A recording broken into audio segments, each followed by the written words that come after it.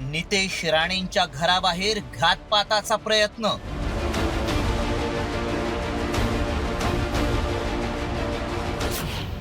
बंगल्याबाहेर सापडली बेवारस बॅग।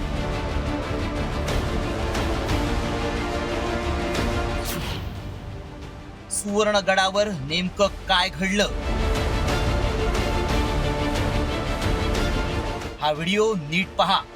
मंत्री नितेश राणेंच्या शासकीय निवासस्थानाबाहेरील सीसीटीव्हीत ही दृश्य कैद झाली आहेत। सुवर्णगड या राणेंच्या शासकीय निवासस्थानाबाहेर एक तरुण बॅग ठेवताना दिसतोय।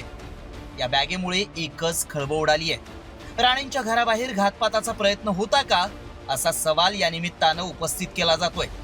पोलिसांकडून बॅगेची तपासणी करण्यात आल्यानंतर बॅगेत एक चिठ्ठी आढळल्याचंही बोललं जातंय।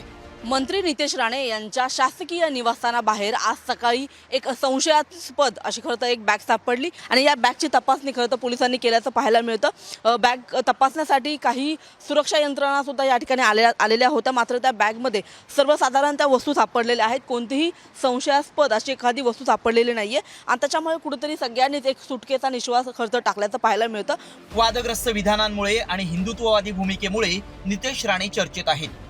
अशातच महापालिका निवडणुकीत नितेश राणे आक्रमकपणे भाजपचं हिंदुत्व पोहोचवण्याचं काम करतायत।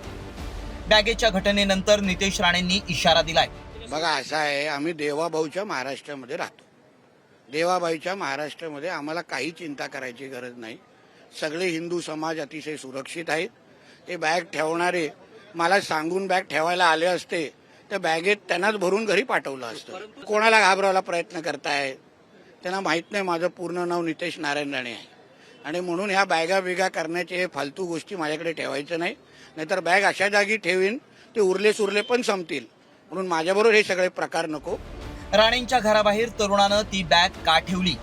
मंत्र्यांच्या घराबाहेर बंदोबस्त असताना तरुणाला रोखण्यात का आलं नाही, असे अनेक सवाल उपस्थित होत आहेत। सुवर्णगड प्रकरणाच्या सखोल तपासानंतर सत्य बाहेर येईलच, मात्र महापालिकेसाठीचं मतदान 4 दिवसांवर आलं असताना घडलेल्या या घटनेनं मंत्र्यांच्या सुरक्षेचा मुद्दाही समोर आलाय।